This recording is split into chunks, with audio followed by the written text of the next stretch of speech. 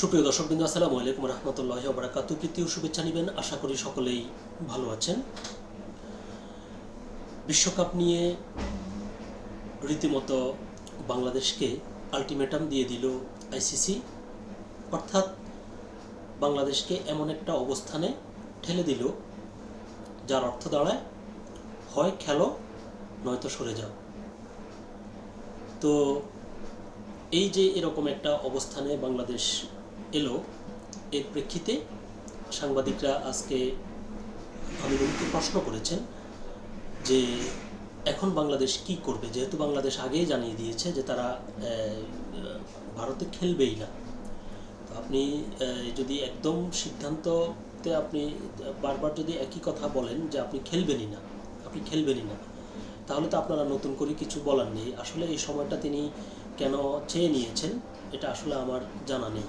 যদি বিষয়টা এরকম হতো যে আমরা আগে যদি বলতো যে আমরা বিষয়টি নিয়ে ভাববো বা আমরা ভেবে দেখবো বা আমাদেরকে একটু সময় দিন, তাহলে হয়তো এটির একটি অর্থ থাকতো।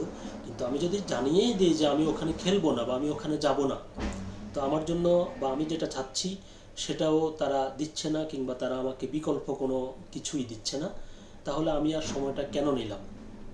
আচ্ছা যাক, এরপরও আমরা দেখি দৈনিক প্রথম আলোতে সবশেষ এই খেলার ব্যাপারে কি বোর্ড সভাপতি তিনি কি বলছেন, বিসিবি সভাপতি আমিনুল ইসলাম।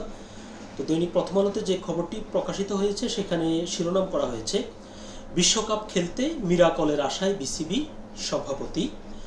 থমথমে বিসিবি কার্যালয়ের আবহ, তার চেয়েও থমথমে আমিনুল ইসলামের চেহারা। সামনেই বসা ছিলেন ক্রিকেট পরিচালনা প্রধান নাজমুল আবেদিন ও বোর্ড পরিচালক আব্দুর রাজ্জাক। আরেক পরিচালক ইফতেখার রহমানও তখন বিসিবি সভাপতির রুমে, কিন্তু কেউই যেন ঠিক কথা বলার মুডে নেই। তার মধ্যেও 1 মিনিট সময় চেয়ে রুমে ঢোকার অনুমতি মিলল আমিনুলের কাছ থেকে। উদ্দেশ্য, আইসিসির সভায় বাংলাদেশকে বাদ দিয়ে টি-20 বিশ্বকাপ আয়োজনের সিদ্ধান্তে বিসিবি সভাপতির প্রতিক্রিয়া জানা। শোকাবহ পরিস্থিতিতে সংক্ষিপ্ত আলোচনা থেকে যা বোঝা গেল, আইসিসির সিদ্ধান্তর পরও আমিনুল আছেন মিরাকলের আশায়, অর্থাৎ যদি কিছু হয়ে যায়, আগামী 24 ঘন্টায় যদি অলৌকিক কিছু ঘটে যায়, তাহলেই কেবল বাংলাদেশের পক্ষে সম্ভব এবার টি-20 বিশ্বকাপ খেলা। আইসিসি তার একটু আগেই সংবাদ বিজ্ঞপ্তি দিয়ে যা জানিয়ে দিয়েছে, যার সারমর্ম পূর্ব নির্ধারিত সূচি অনুযায়ী বাংলাদেশের ম্যাচ ভারতে রেখেই হবে টি-20 বিশ্বকাপ। বাংলাদেশ ভারতের নিরাপত্তা নিয়ে যে প্রশ্ন তুলে ম্যাচ অন্য দেশে নেওয়ার দাবি তুলেছিল, সেটির কোনো ভিত্তি পায়নি আইসিসি। বোর্ড সভার ভোটাভুটিতেও ভেন্যু না বদলানোর পক্ষে বেশিরভাগ মত পড়েছে। আইসিসির সংবাদ বিজ্ঞপ্তিতে উল্লেখ না থাকলেও জানা গেছে, সবাই বিসিবি সভাপতি আমিনুলকে সরকারের সঙ্গে কথা বলে সিদ্ধান্ত পুনর্বিবেচনার জন্য একদিন সময় বেঁধে দেওয়া হয়েছে।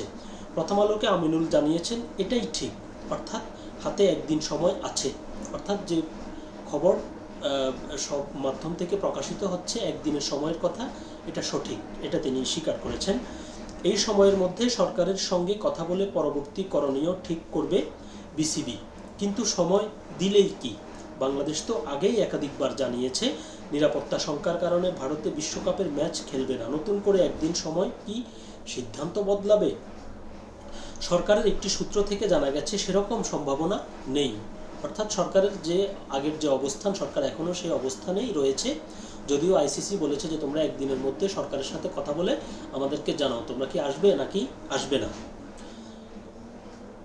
সরকারের মত বদলাতে বিসিবি কোনো অনুরোধ করবো কিনা এই প্রশ্ন করা হয়েছে আমিনুলকে। তিনি বলেছেন যে আসলে মোস্তাফিজকে আইপিএল থেকে বাদ দেওয়ার ঘটনার পর থেকে আমার নিজেরই মনে হচ্ছে ভারতে খেলা আমাদের জন্য নিরাপদ নয়। আমিনুল নিজ থেকে বলছেন যে সরকার তো সরকারের কথা বলেছে এবং আমার নিজের কাছেও মনে হচ্ছে যে আমাদের ভারতে খেলা নিরাপদ নয়। সেটাই আজ আইসিসির মিটিংয়ে আবার বলেছি, আমরা আমাদের উদ্বেগের জায়গাগুলো জানিয়েছি। আরেক প্রশ্নে যদিও আমিনুল বলেছেন আরেকবার সরকারের সঙ্গে কথা বলে দেখবেন, অর্থাৎ যেহেতু তাকে বলা হয়েছে যে সরকারের সাথে তুমি ফাইনালি কথা বলো, এবং সেজন্যই তিনি বলছেন যে ঠিক আছে আমি সরকারের সাথে কথা বলবো। তবে তার ব্যক্তিগত যে অভিমত সেটি হচ্ছে তিনি যাওয়ার পক্ষে না। তবে পরে যোগ করেছেন সরকারকে আমরা কোনো চাপ দিতে চাই না, সরকার তো চায় আমরা খেলি। তার মানে তিনিও বলছেন যে সরকার আমাদের তো সরকার তো বলাই আছে যে আমরা যেন খেলি বা আমরা খেলতে চাই, এটা সরকারও চায়। কিন্তু নিরাপত্তার যে অজুহাতটা সরকার দেখাচ্ছে সেটাতে আমিনুল ইসলাম নিজেও একমত। কিন্তু ভারতে খেলা এই মুহূর্তে আমাদের জন্য নিরাপদ নয়, আমরা শ্রীলঙ্কায় খেলতে চাই। এই অবস্থানে আমরা এখনও অটল আছি। ভেন্যু বদলের প্রশ্নে আইসিসিতে ভোটাভুটিতে হেরে যাওয়ার পরও একথা বলার একটাই অর্থ, আইসিসি সবাই নিজেদের বাইরে মাত্র এক ভোট পাওয়া বাংলাদেশ শেষ পর্যন্ত এবারের টি-20 বিশ্বকাপ খেলছেন না। আধা ঘন্টার হওয়া মতো ভার্চুয়াল সভায় ভোটাভুটিতে পাকিস্তান ছাড়া অন্য সব বোর্ড ভেন্যু বদলানোর বিপক্ষে অবস্থান নিয়েছে। এমনকি শ্রীলঙ্কা নাকি তাদের গ্রুপেও নিতে চায়নি বাংলাদেশকে। বিস্ময়কর হলেও সত্যি, খড়কুটোর মতো তারপরও আশা আঁকড়ে ধরে থাকতে চাইছেন বিসিবি সভাপতি। দেখি যদি মিরাকল কিছু ঘটে যায়। একথার পর আমিনুলের কাছে পাল্টা প্রশ্ন ছিল, অলৌকিক কিছুর আশা কোন দিক থেকে করছেন? মানে আপনি কি, কোনটা ভেবে আপনি অলৌকিকের কথা বলছেন?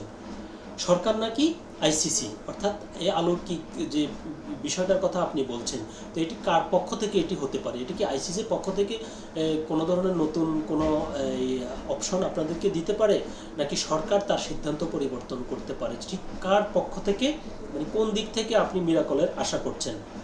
তারপর আমিনুল বলছে যে আইসিসি তারাও তো মত বদলাতে পারে, মানে অনুমান নির্ভর কথা আর কি, যে হয়তো তারাও মত বদলাতে পারে। তারা কি মত বদলাবে? তারা তো আজকে যেখানে এতদিন পর্যন্ত তারা কিছুই বলছে না, মুখ খুলছে না, আজকে তারা এই বোর্ড মিটিং ডাকলো, মিটিং ডাকার পর যখন ভোটাভুটিতে সিদ্ধান্ত হলো তারপর তারা জানিয়েছে।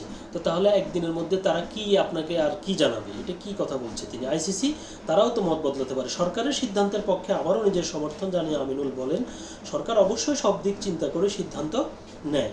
রাজনৈতিক পরিস্থিতি এবং নিরাপত্তার বিষয়টি তারা সবচেয়ে বেশি গুরুত্ব দেয়। আমরা জেনেছি সেখানে পরিস্থিতি খুব একটা উন্নতি হয়নি। আমিনুল জানান, ভারতের নিরাপত্তা পরিস্থিতি মূল্যায়নে কানাডার একটি প্রতিষ্ঠানকে দায়িত্ব দিয়েছিল আইসিসি।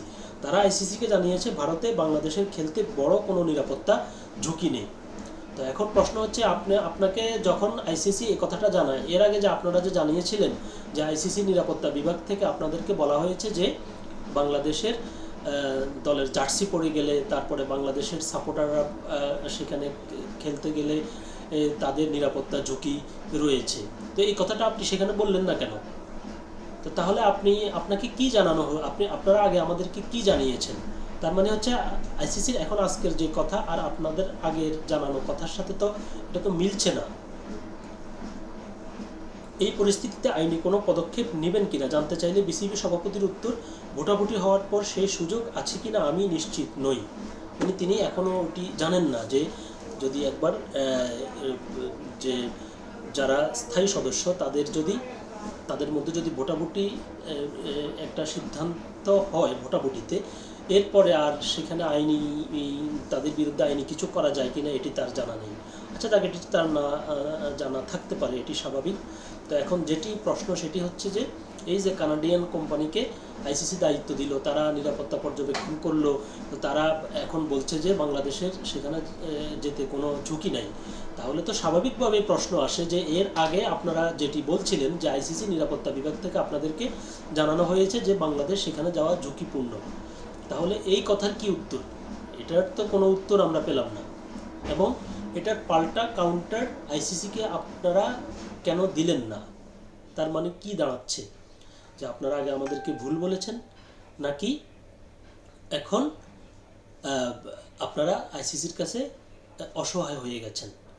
যদি আইসিসির কাছে আপনারা অসহায় হয়ে যান, তাহলে আপনারা আগে দৃঢ় অবস্থান কেন নিয়েছেন? কোন কথার ভিত্তিতে, কোন যুক্তিতে, কিসের আপনাদের যে আপনারা যে নিরাপত্তাহীনতার কথা বলছেন, এটার ইয়েগুলা আপনারা যে ওই যে হুমকি ধামকির কথা বলেছেন যে সেখানে উগ্রপন্থীদের, এটি তো একটি বিষয়, এটি রাজনৈতিক বিষয়। এটা ছাড়া আর আপনাদের নিজস্ব কি তদন্ত আপনারা পেয়েছেন সেটা এখন আপনারা সেটি প্রকাশ করুন বা সেটি বলুন।